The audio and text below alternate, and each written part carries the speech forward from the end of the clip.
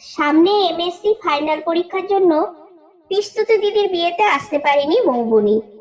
ছেলের বাড়ির এমন তাড়া ছিল যে ওই সময়ে বিয়েটা হয়েছিল। মনে মনে খুব রাগ হয়েছিল তার পিসি আর পিস্তুতি দিদির উপরে।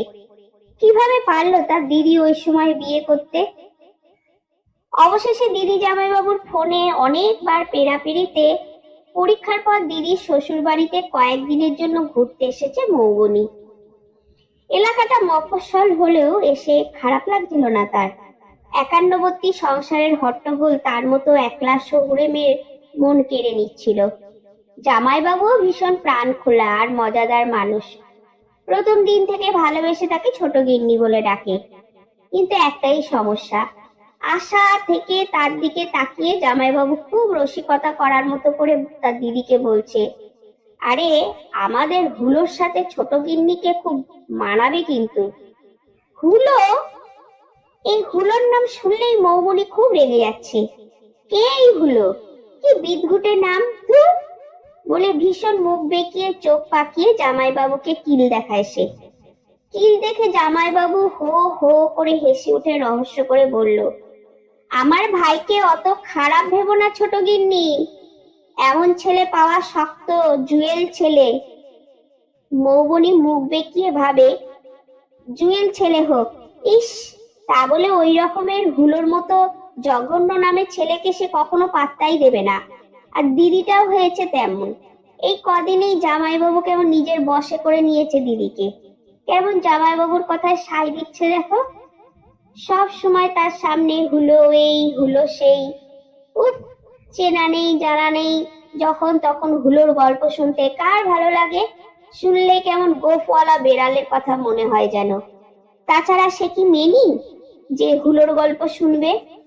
ধুর, 3-4 দিনের জন্য এসেছিল দিদির বাড়ি, এত হুলো বলে খেপাচ্ছে যে ইচ্ছেই করছে না আর তার থাকতে।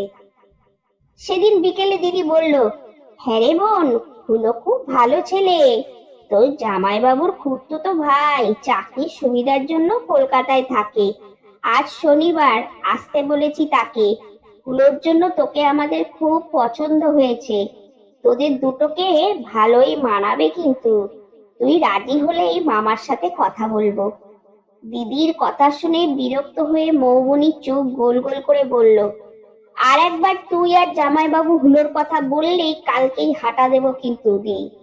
ইস, আমার বরের নাম হবে নাকি হুলো, আমাকে সবাই হুলোর বউ বলবে। ইস ম্যাগো! বলেই রাগ করে বেরিয়ে যায় ঘর থেকে। আরে শোন শোন, ওর তো ভালো নামও আছে। আর কিচ্ছু শুনতেই চায় না মৌবনি।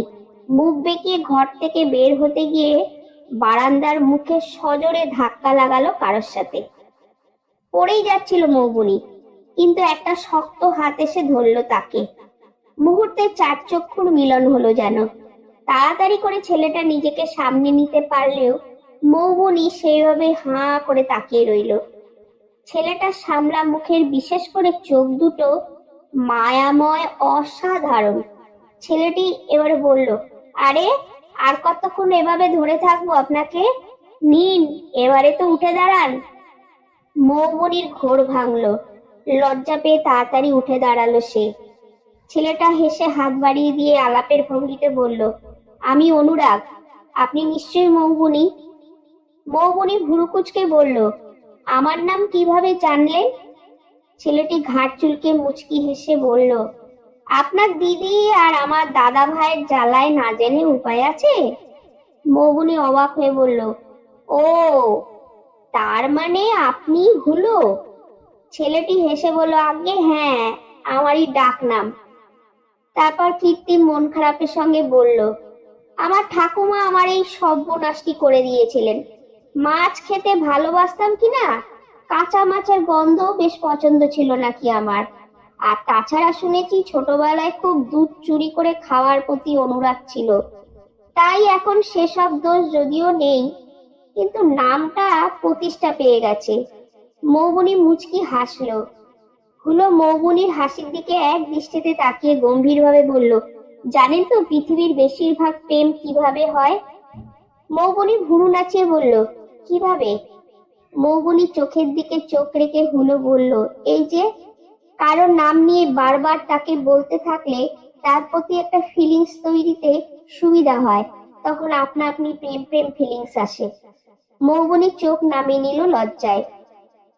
মৌবনির দিকে তাকিয়ে মিষ্টি হেসে তখন হুলো বলেছিল, দাদা ভাই আর বৌদি এত আপনার কথা বলেছে যে আজ অফিস থেকে ফিরেই আপনাকে দেখতে এলাম।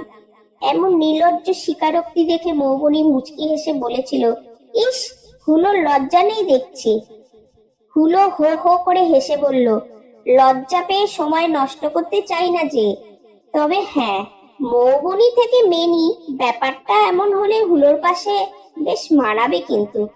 মৌবনি এবারে ভুরু নাচিয়ে তারপর রহস্য করে বলল, মৌবনি থেকে মেনি হতে রাজি আছি আমি, কিন্তু সব সময় হুলোর মতো মিয়াও মিয়াও করতে হবে কিন্তু আমার পিছনে।